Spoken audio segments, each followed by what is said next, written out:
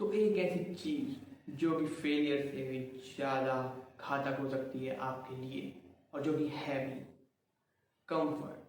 Comfort is the worst addiction than failure in today's life. What our brain is seeking for. Comfort is the only thing a brain is seeking for. Like आपके brain को कुछ नहीं चाहिए सिवाय comfort के. एक आरामदायक जिंदगी, एक अच्छा बेड, एक अच्छा माहौल.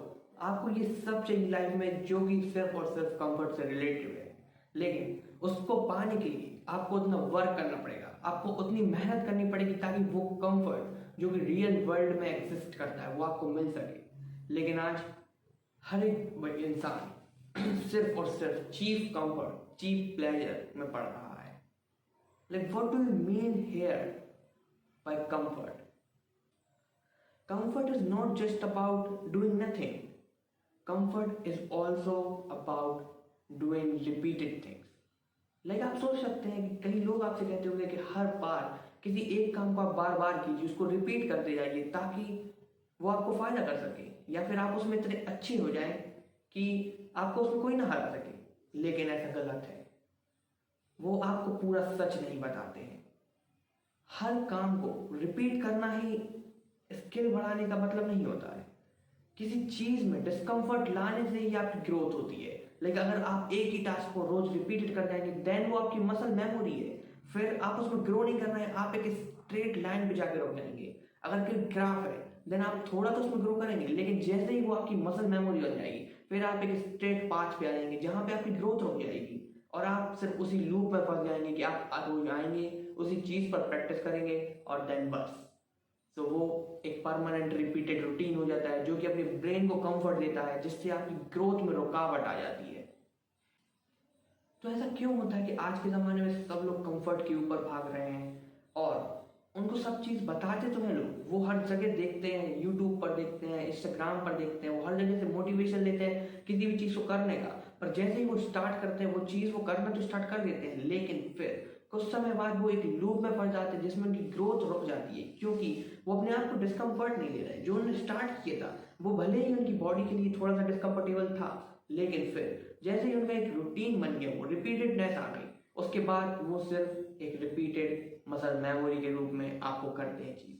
अगर आप कोई भी मैथ्स का प्रॉब्लम सॉल्व कर रहे हैं और अगर एक ही सेम टाइप के प्रॉब्लम्स आप रोज सॉल्व कर रहे हैं देन आप उसमें तो बहुत अच्छे हो जाएंगे. लेकिन अगर भले ही कोई उसका थोड़ा सा पैटर्न चेंज कर दे आप उसको सॉल्व नहीं कर पाएंगे, क्योंकि आपके ब्रेन ने उस इन्फ्लुएंशियल पैटर्न को देखा ही नहीं है, ना उसके ऊपर प्रॉब्लम सॉल्विंग स्किल डेवलप की है कि आप उस चीज को सॉल्व कर पाए.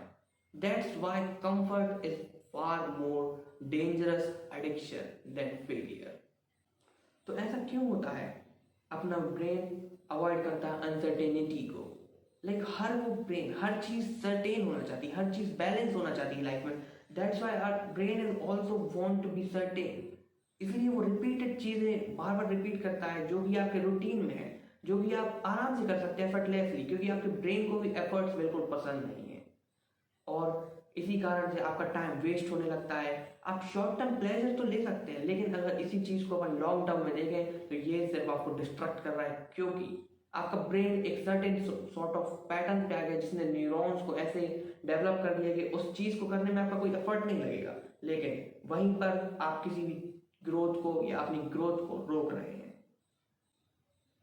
यहां पर आप किसी और को धोखा ना देते हुए अपने आप को ही धोखा दे रहे हैं, क्योंकि अगर आप किसी भी चीज को रिपीटेड वे में करते जा रहे हैं विदाउट डिस्कम्फर्ट या विदाउट अनफेमिलियर पैटर्न्स को देखते हुए then you are just betraying yourself, क्योंकि आप उस चीज में डेवलप कर ही नहीं रहे हैं. भले ही आपके ब्रेन को ऐसा लग रहा है क्योंकि वो डोपामिन हिट कर रहा है कि आप उस चीज को रोज कर रहे हैं, लेकिन अगर आप थोड़ी सी भी डेवलपमेंट नहीं ला रहे या फिर उसके रिव्यू करके उसको इम्प्रूव नहीं कर रहे हैं देन आप जस्ट अपने ब्रेन को ये सिग्नल कर रहे हैं कि वो मैं चीज कर रहा हूँ. भले आपको बैक एंड पे पता हो कि अब मैं ग्रोथ करना बंद कर चुका हूँ इस चीज को करते हुए, फिर भी आप उस चीज को करना नहीं रोकते, क्योंकि वो एक फेमिलियर वे में रहती है और वो आपको एक सेंस ऑफ फेमिलियरिटी देती है कि ये मैं कर सकता हूँ without efforts. That gives you a fake motivation. तो आप इस चीज को अपने रूटीन में थोड़ी सी डिफरेंट वे में ला सकते हैं. हर जो चीज आप करते हैं दिन में उसमें थोड़ा सा डिस्कम्फर्ट ऐड कीजिए, भले ही वो एकदम पिंच ऑफ डिस्कम्फर्ट हो। लाइक अगर आप एक मैथ का प्रॉब्लम सॉल्व करते हैं, देन आप भले ही दूसरे चैप्टर पे ना जाके उसी पैटर्न में थोड़ा सा डिफरेंट क्वेश्चन सॉल्व कीजिए, ताकि आपको एक प्रॉब्लम सॉल्विंग स्किल डेवलप कर पाए आप। आपके दिमाग में एक सिंगल पैटर्न ही न्यूरॉन्स को मर्ज ना कर दे और आप अलग तरीके से सोच पाए। आप अनफेमिलियर एक्शन कीजिए जिससे आप फेमिलियर ना हो।